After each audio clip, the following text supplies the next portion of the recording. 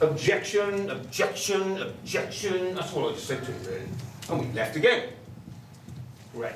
So on the next occasion, sorry, which was 3 weeks ago, we had a very interesting situation because, again, they wouldn't let the public in, so I've got no public audience. We had Veronica coming in. We had, I don't know if you've ever heard of Veronica Chapman, she's involved in all this sort of stuff. Well, amazing individual, and I've uploaded a lot of stuff from her. And she came in, they wouldn't let her in, they wouldn't let Pete in, wouldn't let Jeff in, but me and Linda managed to get in there. But then, of course, I was playing a trick on them this time, because if we go in under what I consider like, what they say, the hippie, trippy, common law, you know, what I decided was, I spent many years in jail studying archbolds. Now, archbolds is the criminal pleadings and evidence. Every piece of paper in is wafer thin. I've got a copy and I'll show you. And I've read it inside out in jail over the years, and every year they change the colour of the book. So it'll be a blue book this year, green book next year. And you can buy them, I think about £300 or £400, right? And my friend Peter, he bought a 1994 edition.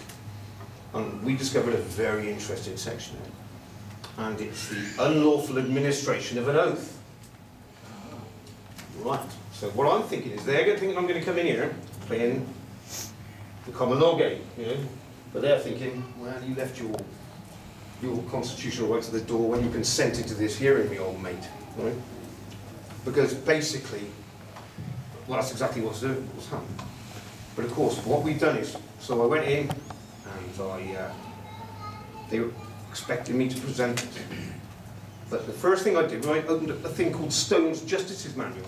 Now, if you look in Stone's Justices Manual, it's the magistrates' rules and procedures. And if you check out jurisdiction, this means what the magistrates have got jurisdiction on in the court, you will find that they haven't got jurisdiction to deal with council tax. It is all to deal with offences, whether they be indictable or summary. They have no jurisdiction to deal with it. So after presenting that, so I've actually got a tape recording, which I don't know if I'm clear, and I should have, I've got transcripts, but if anyone's interested, they're welcome to read them. So I presented that to the judge, because I'm challenging his jurisdiction. I'm saying to the judge in the magistrate's court, you haven't got the jurisdiction to hear this. Now he's thinking that I'm allowing him to make a decision on that. Well, of course I'm not. Listen, if I'm challenging your jurisdiction, I'm not giving you the jurisdiction to give me a result on this, mate. I need someone else. I need a jury of 12 peers. I don't need you. Right? I've told you you haven't got jurisdiction. So I read it into the record. At the end of reading that into the record, he said, well, I want to hear all your legal arguments in one go. Fine. So I then said, I gave it the Freeman speech. You know, I'm a human being, you're a human being. What makes you a judge and me not a judge is your oath. So now, for the record, state your oath. If you don't state your oath, then you're just a man like myself.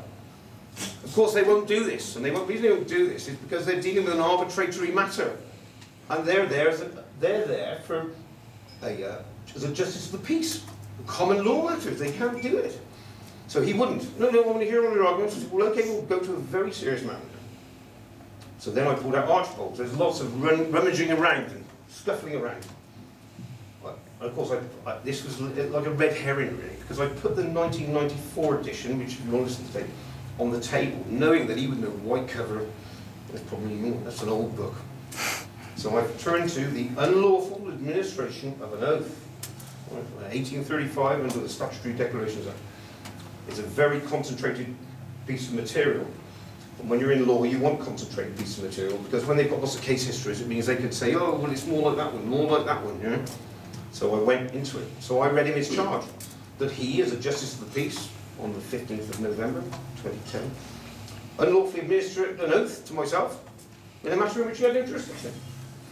It doesn't even matter if he believes he's got jurisdiction. The fact that he's a Justice of the Peace and has done that is unlawful. But he's still got some mitigation. If he actually thinks he's a Justice of the Peace and he's doing the right thing, okay, listen, man, you're doing the wrong thing, but you've got some mitigating factors here. Carry on. Well, because if you're not going to read your oath, well, say your oath. Say your oath. I don't know why you're frightened of the oath, mate. You expect us to take our oath. we expect you to take your oath. He said I don't have to take it. He said, I don't have to take your oath. Why? I said, I don't have to consent to these proceedings. So we started arguing. So then, of course, the next stage is now, I'm saying, right, either he is a judge, a justice of the peace, who is on his oath, albeit wrongly. Or what's the other alternative? The other alternative is, he is impersonating a public official, committing an act of perjury in a court of law against common justice. And it would take me 20 minutes to read the charges out. So that was the next place we were going to go to. So I told him I was going to arrest him, if he said his oath. But the next place was, if you don't say your oath, I am going to arrest you on very more serious charges, my friend. So this then boils then, you see, now all of a sudden, the only person in the room who knows this is true, what's going on here, is him. Everyone else, the counsel or Linda, no one else knows. He's going to arrest him. He wants him to say his oath, but he's going to arrest him. What's going on? The clerk's going, this is what's happening. So he won't, he's put his head down. Liability. So I said, you haven't a jurisdiction to deal with the liability, have you, my friend? So, case dismissed, yet again, you know, what's going on? Hey, case dismissed. So that's what we've done with it. So off we go, see. But I mean, and there's lots of people on the internet, I mean, who can give you this information. And it's just a matter of picking up all the rings of it. There's a fantastic bloke who I use, but what I like to do is I like to deal with nuts and bolts. And so I understand the constitutional elements involved in all these things. And I know that we're right in this, man. You know, no harm, no injury, no loss, no crime, as far as I'm concerned. But there are very, very few people, because once it's involved in statute law, they just steamroll you. And statute law is very much like, if this is the motherboard, the common law, because we're a common law jurisdiction, we have a program called statute law, sat on the motherboard. And that's all it is. That's all it is. And it's the realisation of that can give you strength, because through common law. But if we can use their own game, their own statute law, to actually corner them. So, okay, you want a game of chess? We'll play a game of chess. Play them at their own game, right? Based on their own game, and we beat them. Then my thing is, once we've kicked their ass in their game, then they've got to listen to common law. They've got to listen to what we're saying.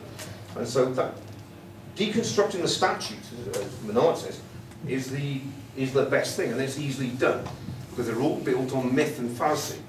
But when you go to court, well, can I just say something, right? If you go, a bloke called Mark Stevens, he does traffic tickets in America, if you listen to what that guy said, right, there's always a conflict of interest in court. Conflict of interest, right? There can't be a conflict of interest.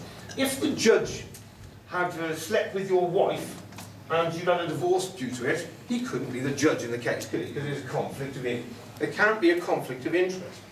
He's supposed to be a neutral observer dealing with two separate parties.